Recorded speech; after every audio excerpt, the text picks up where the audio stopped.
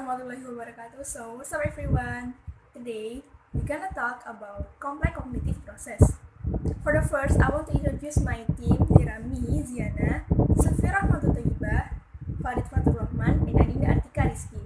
The goal in this chapter is we know about conceptual understanding, thinking, problem solving, and transfer. So, let's enjoy this video. Conceptual understanding. What are concepts? Concept is group object, event, and characteristic on the basis of common properties. Concept help us to simply summarize and organize information. Konsep adalah kategori yang mengelompokkan objek-objek, peristiwa, dan karakteristik berdasarkan properti umum. Nah, konsep ini membantu kita untuk menyederhanakan, meringkas, dan mengatur sebuah informasi. Contohnya seperti apa? Misalkan ketika siswa sedang melaksanakan ujian, misalkan tentang hewan karnivora nih. Nah, siswa bisa mengingat kembali konsep dari hewan karnivora tersebut, sehingga akan membantu siswa dalam mengerjakan soal-soal tersebut dengan menghemat waktu. Concept also aid the process of remembering and make it more efficient. Nah, konsep itu juga membantu proses mengingat sehingga membuatnya lebih efisien. Ketika siswa mengelompokkan objek-objek untuk membentuk sebuah konsep, nah, mereka dapat mengingat konsep tersebut, kemudian mengambil karakteristik dari konsep tersebut. Contoh lainnya yaitu ketika di kelas waktunya pelajaran seni, gurunya bilang, anak-anak sekarang waktunya pelajaran seni budaya. Nah, siswa-siswa pun udah paham bahwasanya sekarang waktunya seni, tanpa perlu guru menjelaskan seni itu apa. Some concepts are relatively simple, clear, and concrete, whereas others are more complex, fuzzy, and abstract. Beberapa konsep relatif sederhana, jelas, dan konkret, sedangkan yang lainnya lebih kompleks, kabur, dan abstrak. Misalnya, sebagian orang setuju atau bisa memahami tentang arti dari bayi, sedangkan kita sedikit kesulitan ketika kita mendeskripsikan atau memberikan konsep tentang apa yang disebut tua dan apa yang disebut muda. Nah, maka dari itu ada konsep yang jelas, padat, dan sederhana, dan juga ada konsep yang abstrak dan juga sedikit kompleks. Oke, sekarang kita lanjut ke proses pembentukan konsepnya. An important aspect of concept formation is learning the key feature, attribute, or characteristic of the concept. Jadi, aspek penting dari pembentukan konsep adalah mempelajari ciri-ciri utama, atribut, atau sesuatu yang melengkapi objek itu, dan juga ciri-ciri konsepnya. Misalkan, kita akan menjelaskan tentang konsep sebuah buku. Nah, fitur penting dari sebuah buku adalah kertas-kertas, di mana kertas-kertas itu diikat menjadi satu dan menjadi sebuah buku. Pertimbangkan juga fitur penting dari sebuah konsep. Misalkan ketika kita menjelaskan konsep tentang dinosaurus. Nah, dinosaurus itu termasuk reptilian dan sudah punah. Fitur penting dari dinosaurus tadi adalah kata punah. Defining concept and providing example. An important aspect of teaching concept is to clearly define them and give carefully chosen example. The ruling example strategy is an effective way to do this. Jadi, aspek penting dalam pengajaran sebuah konsep adalah dengan mendefinisikannya secara jelas dan memberikan contoh yang dipilih secara hati-hati. Nah, strategi contoh aturan adalah cara yang efektif dalam melakukan hal ini. The strategy consists of 4 steps. Step 1, define the concept. Step 2, clarify terms in the definition. Step 3, give example to illustrate the key feature of characteristic. And step 4, provide additional example. Jadi, strategi ini terdiri dari 4 langkah. Langkah yang pertama, mendefinisikan konsepnya. Selain mengidentifikasi kunci konsep fitur dari karakteristik, hubungkan juga ke konsep yang superordinat atau konsep yang di atasnya. Misalkan, kan tadi kita membahas tentang konsep dinosaurus. Nah, konsep superordinatnya apa? Konsep superordinatnya adalah reptilia. Bahwasanya dinosaurus termasuk reptilia. Untuk step yang kedua, memperjelas istilah dalam definisi. Pastikan bahwa fitur utama atau karakteristik dari konsep yang kita jelaskan dapat dipahami dengan baik oleh siswa. Misalkan, tadi kita membahas tentang konsep dari dinosaurus, yang mana konsep superordinatnya adalah reptilia. Nah, kita pastikan bahwasanya siswa dapat memahami dengan baik apa yang dimaksud reptilia. Bahwasanya reptilia memiliki ciri-ciri vertebrata, bertelur, lapisan luar dari tubuhnya berupa sisik, dan juga bernafas menggunakan paru-paru. Untuk step yang ketiga, berikan contoh untuk mengilustrasikan fitur atau karakteristik utama dari konsep yang akan kita jelaskan tadi. Tadi kita akan menjelaskan tentang dinosaurus, yang konsep superordinatnya adalah reptilia. Kita bisa menyebutkan contoh lain dari dinosaurus tadi. Mungkin kita bisa menyebutkan bahwasanya dinosaurus itu ada macamnya loh, ada Triceratops, Apatosaurus, Stegosaurus. Kita juga bisa menyebutkan contoh lain dari reptilian, yaitu reptilian yang bukan dinosaurus. Jadi siswa tahu nih, oh reptilia itu banyak contohnya loh, bukan hanya dinosaurus, seperti kura-kura, kadal, buaya, seperti itu. Untuk step yang keempat adalah memberikan contoh tambahan. Kita bisa meminta siswa untuk mencari sendiri atau menyebutkan contoh dari konsep yang kita bahas tadi. Misalkan kita tadi bahas dinosaurus. Nah, kita bisa meminta siswa untuk menyebutkan contoh lain dari dinosaurus. Kita bisa menyebutkan Tyrannosaurus, Ornitholestes, Dimetrodon, atau lain-lain. Hierarchical categorization and concept maps. Categorization is important because such a concept is categorized. It can take on characteristics and features from being a member of a category. Nah, jadi kategorisasi itu penting karena ketika konsep dikategorikan, maka kita dapat mengambil karakteristik dan fitur dari yang menjadi anggota karakteristik tadi. Misalkan, siswa dapat menyimpulkan bahwasanya Triceratops adalah reptil, meskipun mereka belum pernah diberitahukan fakta itu sebelumnya. Karena mereka paham, mereka tahu bahwasanya dinosaurus itu reptil dan Triceratops adalah dinosaurus. A concept map is a visual presentation of a concept, connection, and hierarchical organization. Getting children to create a map of a concept feature or characteristic can help them to learn the concept. Nah, jadi peta konsep itu adalah presentasi atau penyajian visual dari konsep hubungan dan hierarki organisasi. Nah, meminta siswa untuk membuat peta konsep atau peta konsep tentang feature atau karakteristik dapat membantu mereka dalam belajar konsep tersebut. Berikut contoh peta konsepnya. Hypothesis testing. Students benefit from the practice of hypothesis testing in order to determine what a concept is and isn't. Hypotheses are specific assumptions and predictions that can be tested to determine their. Pengujian hipotesis. Siswa dapat mengambil manfaat dari pengujian hipotesis untuk menentukan mana yang termasuk konsep dan tidak. Hipotesis adalah asumsi tertentu atau prediksi yang dapat diuji untuk menentukan akurasi sebuah konsep. Salah satu cara untuk mengembangkan hipotesis adalah menggunakan aturan mengapa suatu benda disebut sebuah konsep dan yang lainnya tidak. Prototype matching. In prototype matching, individuals decide whether an item is a member of a category by comparing it with the most typical item of the category. Pencocokan prototype.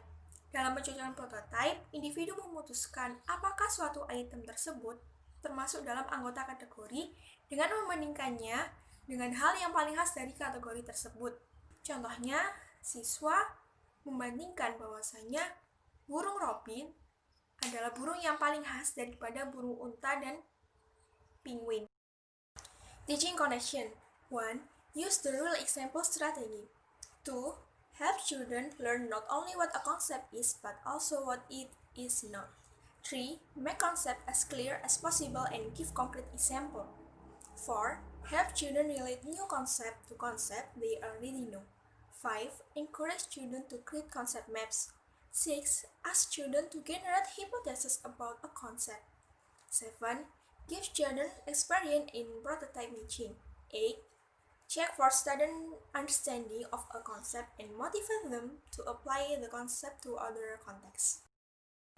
Nah, setelah kita mempelajari tentang apa itu konsep dan pembentukannya, sekarang kita membahas tentang penerapannya di dalam pengajaran. Yang pertama, gunakan strategi aturan contoh. Kita harus ingat nih bahwasanya di dalam hal ini ada 4 step atau 4 langkah. Yang pertama, mendefinisikan contoh. Yang kedua, menjelaskan istilah dalam definisi. Yang ketiga, memberikan contoh untuk menggambarkan fitur atau karakteristik penting dari suatu konsep tadi. Yang keempat, memberikan contoh tambahan dan meminta siswa untuk mengkategorisasikannya. Yang kedua, bantu siswa untuk tidak belajar hanya tentang konsep, tetapi juga hal yang lain. Nah, kita kembali ke konsep sebuah kartun tadi. Dari situ, Anda bisa belajar tentang kelucuan.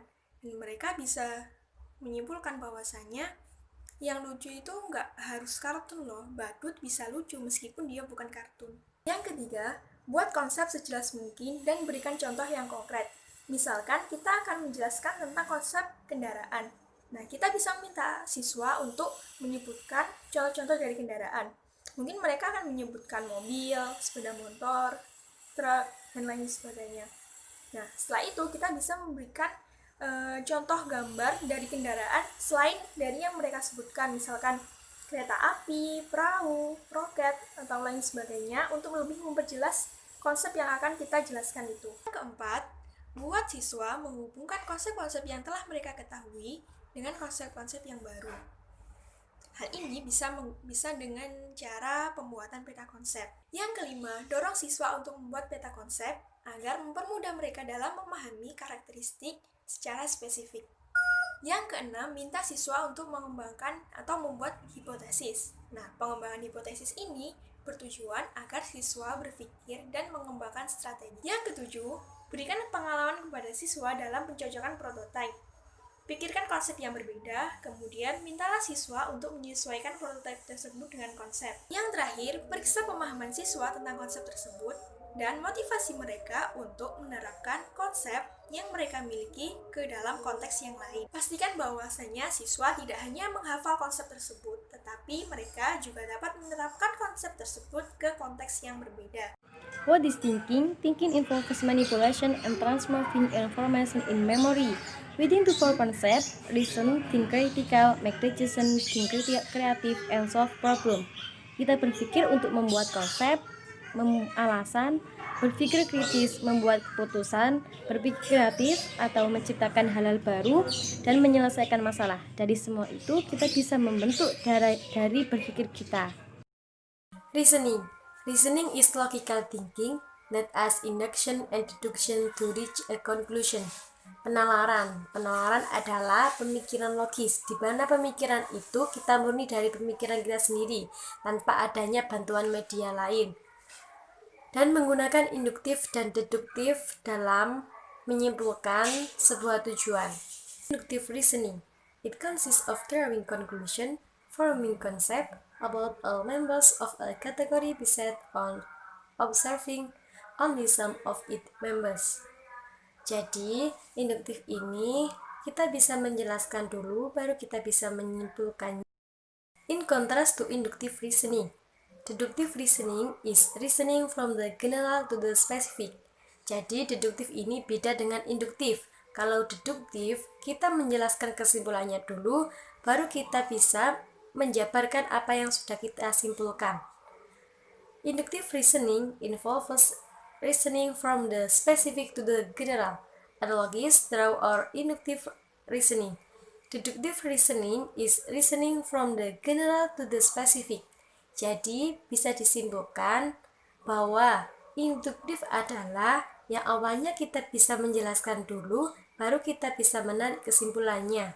Kalau deduktif, kita bisa menyimpulkan terlebih dahulu, baru kita menjelaskan apa yang sudah kita simpulkan. Critical thinking involves thinking reflectively and productively and evaluating evidence. Mindfulness is a concept that reflects critical thinking.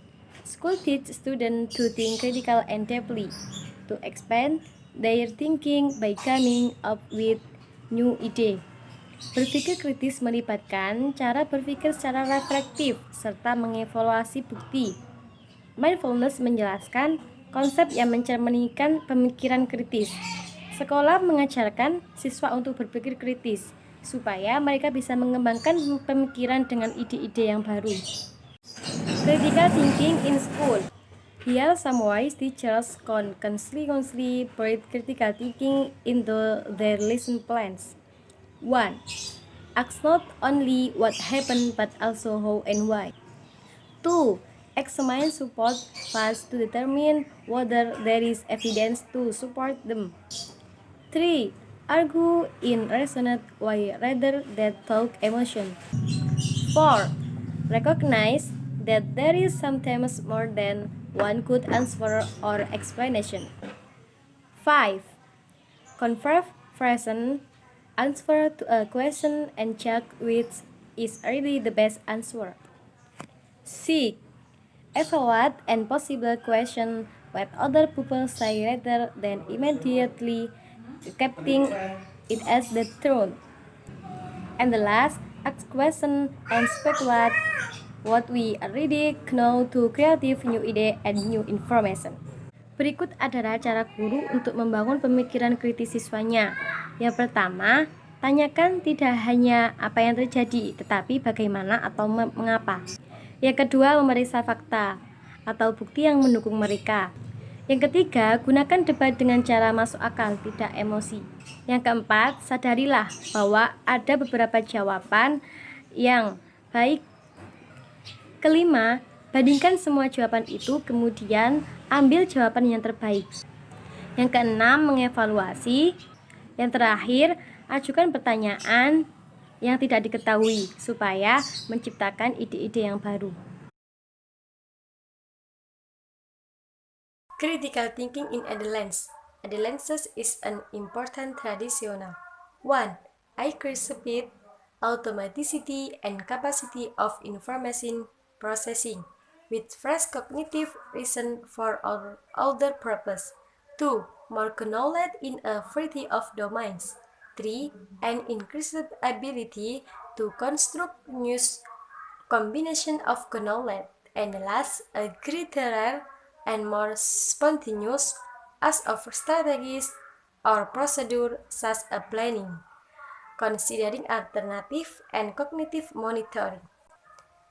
Masa remaja adalah masa transisi yang sangat penting, di mana di dalam masa remaja ini sangat dibutuhkan perkembangannya berpikir secara kritis. Dijelaskan yang pertama, meningkatkan kecepatan. Yang kedua, lebih banyak pengetahuannya. Yang ketiga, peningkatan kemampuannya dan bisa membangun pengetahuan baru. Dan yang terakhir, jangkauannya lebih luas. Creativity is the ability to think about something in novel and unusual ways and come up with any good solution to problem. Distinguish between convergent thinking, which produce and correct answer, and this characteristic of the king of thinking accurate and conversational intelligence stage, and divergent thinking, which produce many answers to the same question, and is more characteristic of creativity.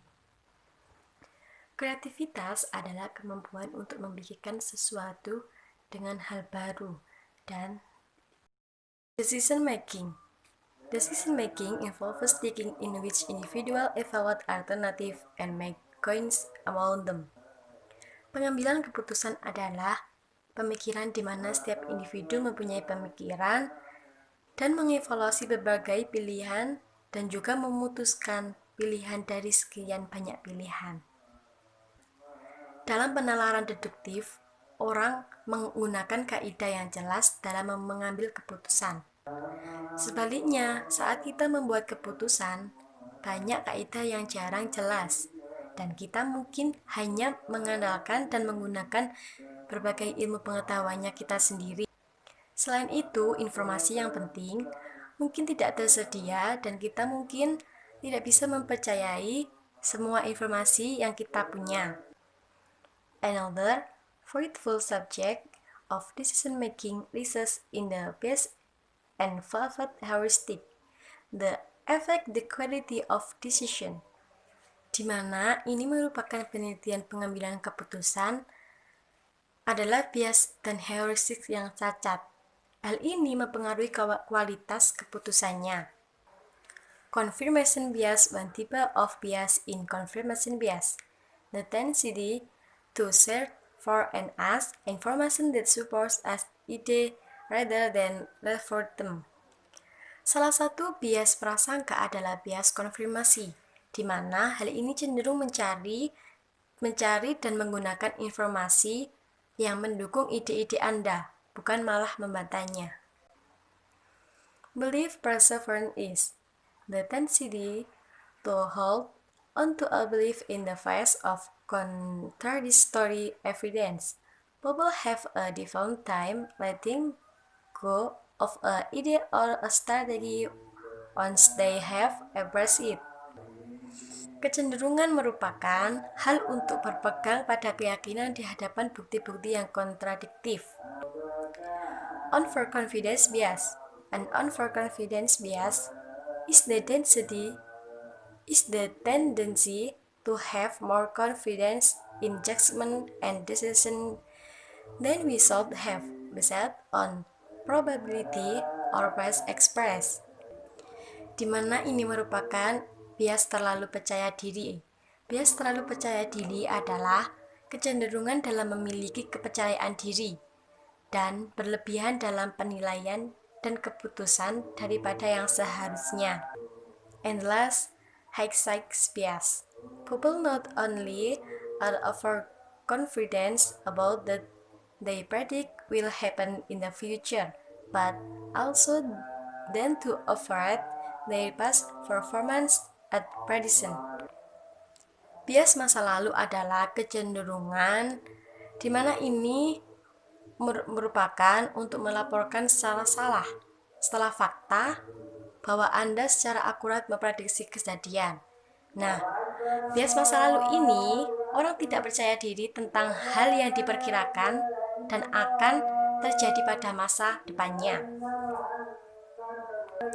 Tetapi juga cenderung diprediksi melebih-lebihkan kinerja masa lalu mereka.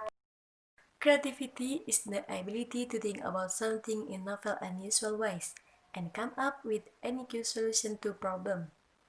Distinguish between convergent thinking, which produce and correct answer, and this characteristic of the king of thinking accurate and conversational intelligence stage, and divergent thinking, which produce many answers to the same question, and is more characteristic of creativity.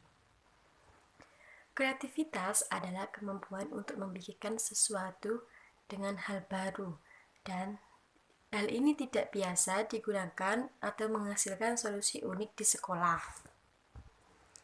Hal ini ada yang membedakan antara pemikiran konvergen yang menghasilkan satu jawaban yang benar dan merupakan karakteristik dan jenis pemikiran yang diperlukan tes kecerdasan konversional. Step in the creative process. The creative process is often described as 5-step sequence.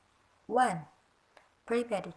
Students become immersed in a problem issue that interests them and their curiosity is aroused. 2. Incubation. Students create around in their head a point at which they are likely to make some useful connection in their thinking. 3. Insight. Students express the aha moment when all pieces of the puzzle seem to fit together. 4. Evaluation. New students must decide whether the idea is valuable and worth pursuing. They need to think, is the idea novel or it is obvious? And last, elaboration. This final step often covers the long last span of time and involves the hardest work. Nah, ini biasanya adalah proses kreatif yang digambarkan sebagai urutan ada 5 langkah. Yang pertama, persiapan, di mana siswa tenggelam dalam isu masalah yang membuat mereka tertarik dan rasa ingin tahu. Yang kedua, inkubasi. Siswa mengolah ide mereka di kepala, yang mana mereka cenderung membuat beberapa koneksi yang tidak biasa dalam pikiran mereka. Yang kedua, inkubasi. Siswa mengolah ide pikiran mereka, di mana mereka cenderung membuat beberapa koneksi yang tidak biasa di dalam pemikiran mereka. Yang ketiga, wawasan, di mana siswa ketika melihat semua potongan teka-teki cocok satu sama lain, siswa mengalami momen aha. Yang keempat, evaluasi, di mana setiap siswa harus memutuskan tentang suatu ide yang berharga dan layak dikejar. Mereka harus berpikir, apakah ide baru atau sudah jelas? Yang terakhir, elaborasi, di mana langkah ini termasuk langkah terakhir yang sering meliputi rentan waktu terpanjang dan melibatkan pekerjaan yang sangat sulit. What is problem solving? Problem solving involves finding and appropriate way to attain a goal. What is problem solving? Apa itu pemecah masalah? Pemecah masalah itu adalah menemukan cara yang tepat untuk mencapai tujuan. Nah, tujuan di sini ialah untuk memecahkan masalah anak didik tersebut dengan cara-cara yang tepat. Step 1. Find and frame problems. Before you can solve problems, you must recognize that it exists. Mayer 2008. Step 2. Develop good problem-solving strategies. On student, find a problem and clearly define it. They need to develop strategies. Once students find and problems and clearly define it, they need to develop strategies for solving it. Magni and Dragon 2009. Yu, Shi and Lee 2010. Effective strategies are setting sub-goals and using algorithm, priorities, and main analysis. Algorithm are strategies that guarantee a solution to a problem. Algorithm come in different from setting sub-goals and using algorithm and priorities and means and analysis. Algorithm are setting that guarantee at solution and problems. Algorithm come in different forms such as formulas, and tests of all problem solution. Priorities are strategies or rules of thumb that can suggest a solution to a problem, but don't ensure it will work. Evaluate solution. One waiting we have solved a problem, rating and redefine problem and solution or team. An important final step in problem solving is to quality and solution over team. Bereter and Scardamelia 2009. People who are good at problem solving are motivated to improve on their and to make original contribution. Langkah pertama, sebelum kita memecahkan masalah, kita harus tahu masalah yang akan kita pecahkan itu benar-benar ada. Langkah kedua ialah mengembangkan strategi pemecah masalah yang baik. Ketika siswa menemukan masalah dan secara jelas mendefinisikannya, mereka perlu mengembangkan strategi untuk menyelesaikannya. Algoritma adalah strategi yang menjamin solusi dari suatu. Algoritma hadir dalam berbagai bentuk, instruksi dan tes dari semua kemungkinan solusi. Statistik adalah suatu strategi atau aturan praktis yang dapat menyarankan solusi untuk masalah, tetapi tidak semestinya akan berhasil. Langkah yang ketiga itu mengevaluasi solusi. Saya pikir kita telah menyelesaikan masalah.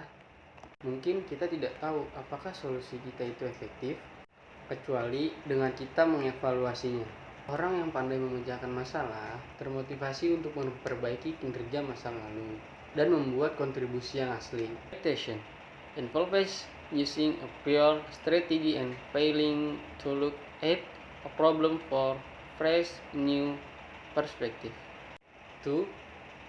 Look of motivation of present or persistence. Even if your students already have great problem-solving and abilities, that hardly matter if they are not motivated to use them. Orly, Turner, and Mayer 2009. 2006. Special important for student to be internally motivated to tackle a problem and persist at finding a solution. Some students avoid problem or give up too easily. Inadequate emotion can hamper problem solving. Anxiety or fear can restrict a student's ability to solve a problem. Individuals who are competent at solving problems are usually not afraid of making mistake to solving problems. Hambatan untuk memecahkan masalah. 1. Fiksi. Fiksi adalah menggunakan strategi sebelumnya dan gagal untuk melihat masalah dari perspektif baru yang segar. 2. Kurangnya motivasi atau ketekunan.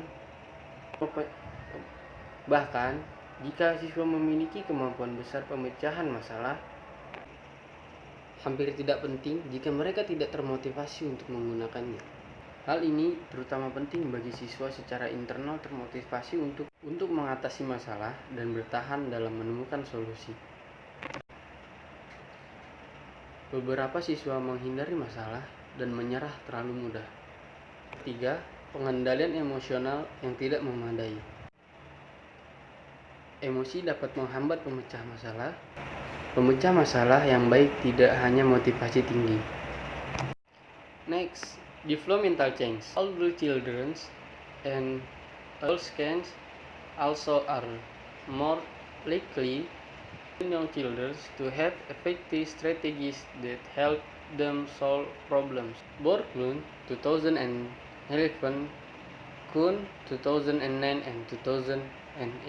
Next, problem-based learning and project-based learning. Emphasis in problems-based learning is on solving authentic problems like those that occur in daily life. Donnelly 2010 and Hung 2009. In project-based learning, students work on real, meaningful problems and create tangible products. Guattari 2010, Van Zoy 2009. Perubahan pembangunan. Anak-anak yang lebih tua dan remaja juga lebih mungkin dibandingkan anak-anak kecil untuk memiliki strategi efektif yang membuat mereka memecahkan masalah. Borglund 2011 dan Kuhn 2009-2011. Pembelajaran berbasis masalah dan pembelajaran berbasis proyek. Pembelajaran berbasis masalah. Penekanan dalam pembelajaran berbasis masalah adalah pada pemecahan masalah autentik seperti yang terjadi dalam kehidupan sehari-hari. Donnelly 2010 dan Hook 2009. Pembelajaran berbasis proyek. Dalam pembelajaran berbasis proyek, siswa bekerja secara nyata. Masalah yang berarti dalam penciptaan produk nyata.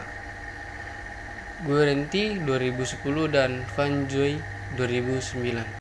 Transfer. What is transfer? Transfer occurs when a person applies previous experience and knowledge to learning or problem solving in a new situation. Mayer 2008. Transfer can be characterized new or far and new route or hike. Type transfer. In near transfer, the classroom learning situation is similar to the one in which the individual. Type transfer. In near transfer, the classroom living situation is similar to the one in which the individual learning took place. For example, if a geometry teacher instructs students in how to logically prove a concept and this teaches the student on this logic in the same setting in which they learned the concept near together is an